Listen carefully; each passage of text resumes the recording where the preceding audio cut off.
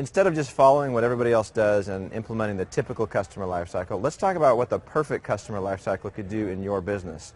And to do that, what we're going to do is we're going to attack each of these three holes in the bucket one by one and show you how the perfect customer lifecycle will help you to eliminate those holes. Okay? So, the perfect customer lifecycle from a high level is a framework for thinking about your marketing, and it includes 7 different phases. We'll talk about each one right now. The first phase is attracting traffic. We'll do online advertising, maybe through Google AdWords or search engine optimization. We'll have word of mouth going on with our customers. Maybe we'll do some offline marketing. Whatever the sources of traffic that you pick will create interest in our company. Well, instead of following the pattern that most businesses do, where they have a website and they have most of the traffic going to it and leaving, and the only people that they capture are the people who buy, we're going to forget that idea, and we're going to intentionally and systematically capture leads. Well, how do we do that? It's very simple. We create a magnet. A magnet is a tool. It's something that is very valuable to your prospects. It could be informational. There's lots of different things, and we can teach you how to create these magnets. But a magnet is something that is interesting enough to them that in order to get it, they're going to give you their information so that we can follow up with them, and they're going to give you permission to follow up. Okay?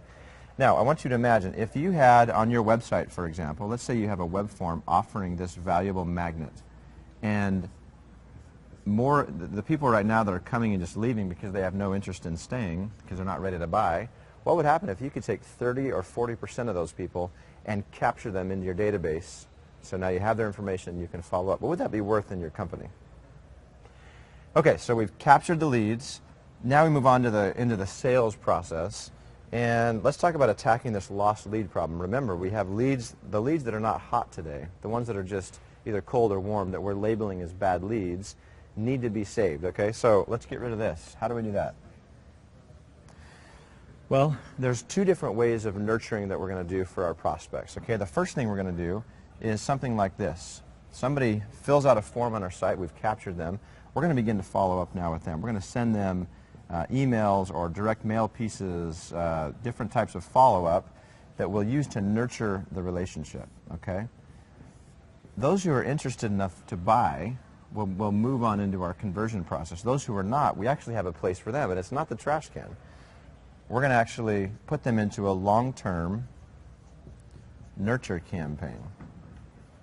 Well, what is that? Well, that's a slightly less aggressive, maybe a monthly touch where we're delivering valuable information to that prospect, and we're just staying in touch so that when the person is ready to buy, we're the ones that they're thinking about, not one of our competitors. Okay?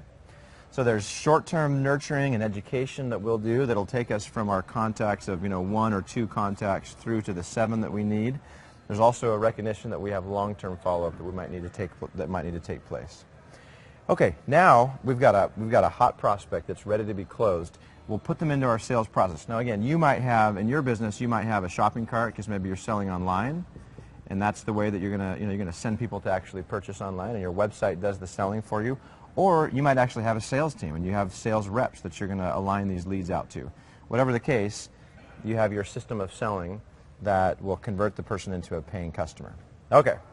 Now let's talk about post-sale. Here, this is the challenging part because it's so easy for the finish line to be right here. We've closed the sale, and then we rush back here to the front of the funnel, and we start doing all the hard work to get a new customer in. Well, it is tremendously less expensive for us to use our existing customers to get upsells, to get referrals, repeat sales, than it is to go back to the beginning. So let's talk about how we can eliminate this customer waste.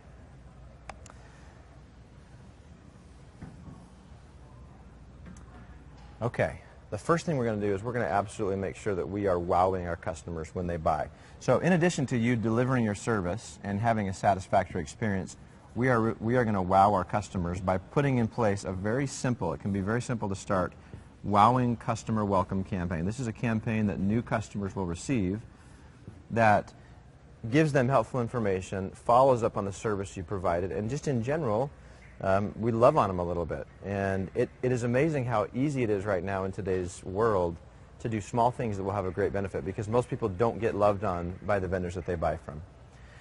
Okay, and then the next 2 things is we're going to have intentional programs in place to make sure that we're upselling customers that have already purchased one time, and we're going to take that one-time purchase and maybe get them to buy more frequently, We may get them to buy higher end items. We may cross-sell additional items.